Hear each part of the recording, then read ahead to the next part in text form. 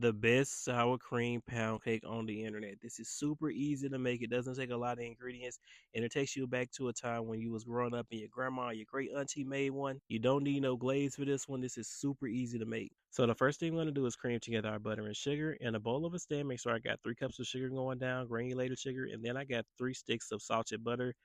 Salted butter is all that I had. You can use salted or unsalted butter. It's not going to affect the taste, but it will affect the sodium level. So if you're watching your sodium, you might want to use unsalted butter, but salted butter is all that I had. So I'm creaming this together, and this is going to take about 5 to 7 minutes. A lot of people do not properly cream their butter and sugar when it comes to their pound cake. And this is what helps your cake get tall and fluffy and tender. So you definitely don't want to skip on this step. So as you can see, as I'm creaming the butter and sugar, it's starting to come together. And then I'm increasing the speed a little bit. And as I'm increasing the speed, you can see it's starting to stick to the sides of the bowl. That's how you know that you've properly creamed together your butter and sugar. And you can see it's doubled in volume. I'm going to show you the color.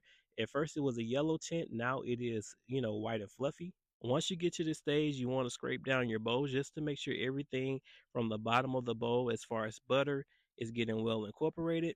So just take like a minute or two to make sure you scraping down your bowl, getting this stuff on a spatula, just making sure everything is well combined. So I'm mixing a little bit more. I think I only mix for maybe 1 to 2 minutes. It is super important that you do not over cream, but you don't want to under cream either. The next thing you're going to do is crack in all of your eggs. Now these are a lot of eggs, but this is needed. It helps you with the height of the cake. And yeah, so you're definitely going to need all these eggs. These are large eggs.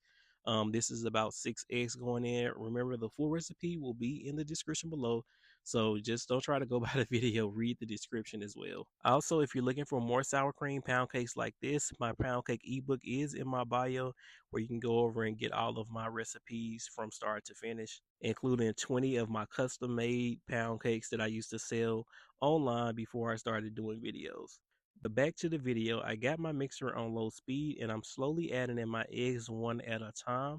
You do not want to go past low speed when adding in your eggs, because if you whip air into your egg whites, it can make your cake collapse. So just keep that in mind. So what I'm looking for before adding in the next eggs is the previous egg yolk needs to be completely combined into the butter and sugar mixer before adding in the next egg. You really want to be super careful when you're adding in your eggs, because if you undermix them, it could be a problem. But if you overmix it, it is going to be a problem. So just kind of keep that happy medium, like 5 seconds before adding the next egg. But once all of your eggs are in your batter, you're going to take your spatula and you're going to go around your bowl.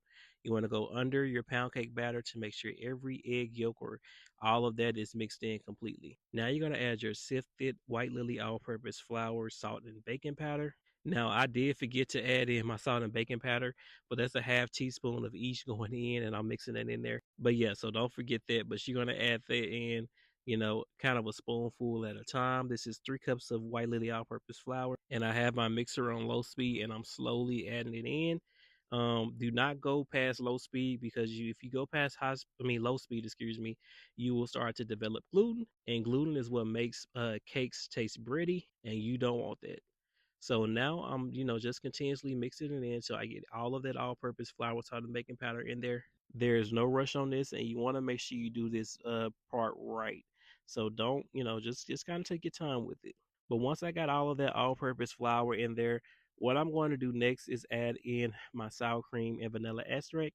I added some vanilla extract into my sour cream so I wouldn't forget it. And this is a full cup, so 8 ounces of sour cream.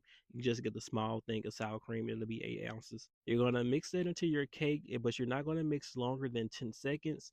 Like I said, we don't want to develop gluten because it still is a cake and not bread. So once it's fully combined, I'm going to give my cake batter one little, scrape down just to make sure everything is combined. Really, really take your time. You're not going to over mix it with, going by hand. But if you was to use, your stand mixer, yeah, because the stand mixer is mechanical and you are human. So just by you folding it in and making sure everything is well combined is not over mixing it. Okay, so you're going to take it off. And then I have my cake goop in my pound cake pan. I threw it in the freezer for about 10 minutes, and this is to help the cake goop stick to the pan. So cake goop is basically your cake release. It helps your cake not to stick, and I've been using this on the past 4 or 5 cakes, and it's been working great. But if you don't have that, you can use some Pam or Baker's Joy. I do not know why people love Baker's Joy. I'll before I started using Pam, Baker's Joys used to make my cake stick all the time. So I'm not a Baker's Joy fan, but if you swear by it, what you want to do is spray it on your pan and put it in the freezer for like 10 minutes to let it stick to the pan. But yeah, comment if you've had great success with Baker's Joy. I just never had success with it. So you want to take your cake pan and you want to tap it around. Make sure you get all the air bubbles out. Spend around 2 to 3 minutes doing this. Bake this on 325. Every oven is different. Mine took about an hour and 25 minutes. I let my cake cool for about 5 to 10 minutes. And yeah, as you can see, that cake goop did its job. It did not stick at all and it looked really good. Add a glaze if you want. You really don't need no glaze. It's sweet enough. But if you want more pound cake recipes, check out my pound cake ebook and make sure you like and subscribe for more.